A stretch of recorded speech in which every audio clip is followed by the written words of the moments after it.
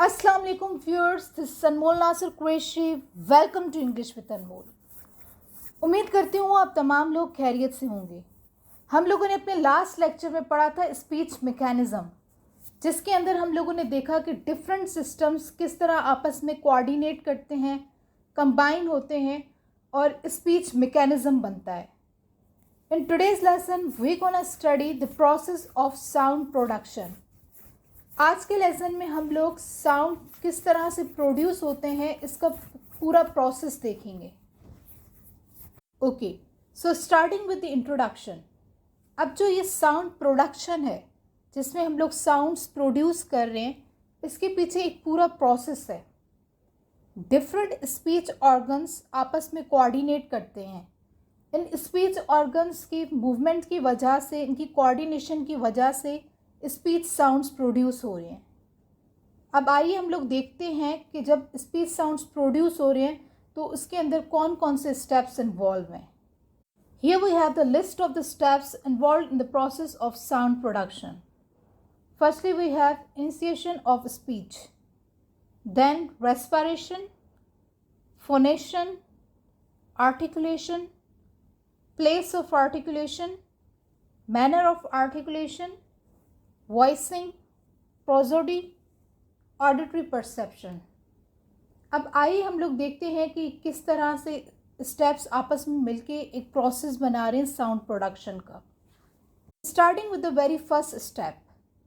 जब भी हमें स्पीच प्रोड्यूस करनी होती है, जब हमें बोलना होता है, तो इससे पहले क्या होता है, एक स्पीकर डिसाइड करता है कि उसने क्या मैसेज कन्वे करना है या वो कौन सा आइडिया या थॉट जो है एक्सप्रेस करना चाह रहा है। तो इस प्रोसेस को जो बिल्कुल फर्स्ट हमारा स्टेप है उसको हम कह रहे हैं इनिशिएशन ऑफ स्पीच। ठीक है, जिसके अंदर स्पीकर डिसाइड कर रहा है कि उसने क्या मैसेज कन्वे करना है। सेकंड स्टेप इज़ रेस्पिरेशन, जिसको ब्रेथिंग भी कहा जा रहा है। अब जब स्पीच प्रोडक्शन स्टार्ट होती है तो इसी के साथ हमारे रेस्पिरेटरी सिस्टम काम करता है। जब स्पीकर बोलने लगता है तो वो क्या करता है, एयर को इनहेल करता है, अंदर लेता है, और स्पीच के दौरान वो एयर की एक्सहेलेशन को रोकता है, उसको कंट्रोल करता है कि कहाँ पर एक्सहेल करनी है एयर, कहाँ पे नहीं करनी, कहाँ रोकनी है सांस। तो ये जो कंट्रोल होता है on the exhalation of air, यही डिफरेंट साउंड्स की प्रोडक्शन करवाता है।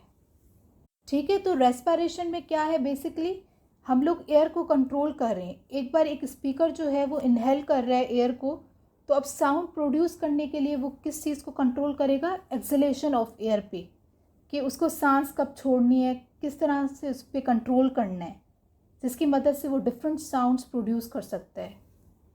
Third step is phonation.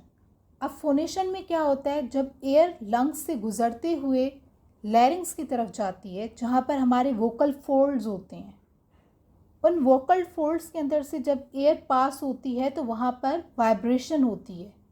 ठीक है, और वाइब्रेशन की वजह से जो बजिंग साउंड क्रिएट हो रहा है उसको कहा जाता है फोनेशन।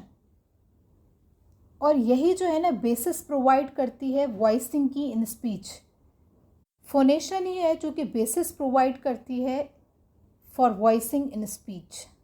ठीक है, स्पीच के अंदर जो वॉइसिंग है वो फोनेशन की वजह से ही होती है। Then we have articulation. Articulation के अंदर बेसिकली कुछ स्पीच ऑर्गन्स की मूवमेंट होती है। अब ये कौन कौन से स्पीच ऑर्गन्स हैं, जैसे हमारे पास है टंग, लिप्स, सॉफ्ट पैलेट। ठीक है, जब फोनेशन का प्रोसेस हो रहा है तो ये टंग, लिप्स और सॉफ्ट पैलेट क्या करते हैं, मूव करते हैं, इनके अंदर मूवमेंट आती है। इनकी पोजीशन और शेप की वजह से डिफरेंट साउंड्स प्रोड्यूस हो रहे होते हैं। Then we have place of articulation. ये भी एक बहुत ही इम्पॉर्टेंट स्टेप है in the process of sound production, जिसके अंदर क्या होता है, हमारा जो एयर फ्लो है वो वोकल ट्रैक्ट के अंदर ऑब्स्ट्रक्ट करता है, वहाँ पर रोका जाता है ताकि डिफरेंट साउंड्स प्रोड्यूस हो सकें, जैसे बाइलेबियल जिसमें दोनों लिप्स इन्वॉल्व होते हैं।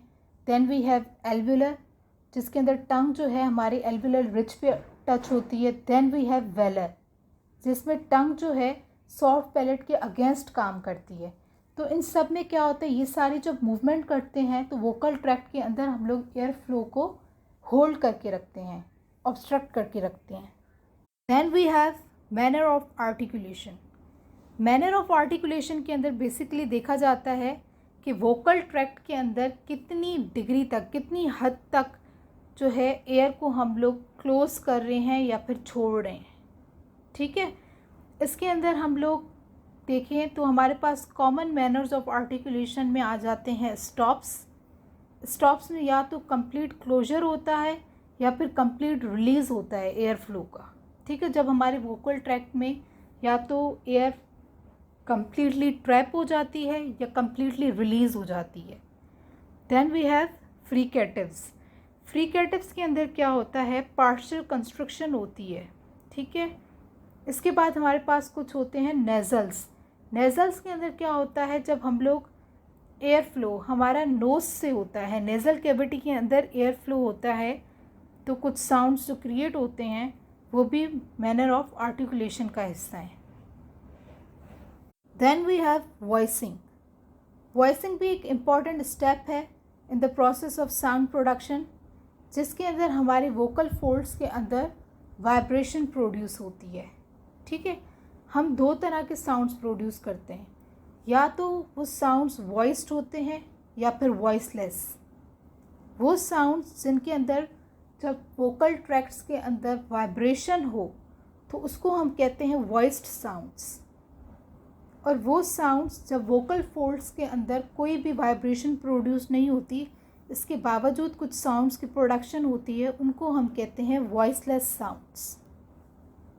तो वॉइसिंग के अंदर हमारे पास दोनों आ जाते हैं, voice sounds and voiceless sounds. और ये डिपेंड करता है कि हमारे वोकल फोल्ड्स के अंदर एयर का फ्लो है कि नहीं है. Then we have prosody. Prosody के अंदर डिफरेंट फीचर्स आ जाते हैं, जिस तरह रिदम. रिदम क्या होता है, एक रेगुलर पैटर्न होता है साउंड्स का.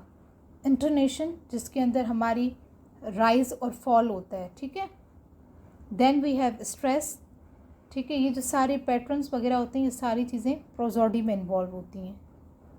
इसके अंदर क्या होता है, इन्हीं की वजह से जो है हमारी पिच, ड्यूरेशन, लाउडनेस, इन सब में वेरिएशन आती है. और इनकी वेरिएशन की वजह से हम जो भी बात कर रहे होते हैं उनकी मीनिंग्स चेंज हो जाते हैं. ठीक है, now moving towards the very last step of the process of sound production, that is auditory perception.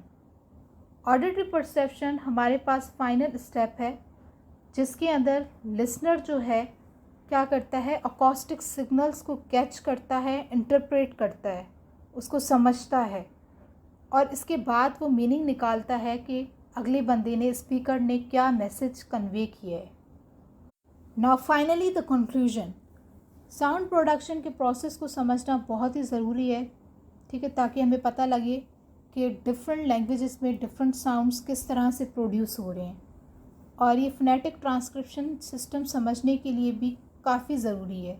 जिस तरह हमारे पास IPA है, that stands for international phonetic alphabet, जो कि रिप्रेजेंट करता है different speech sounds.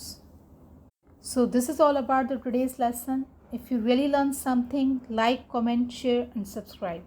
Thank you.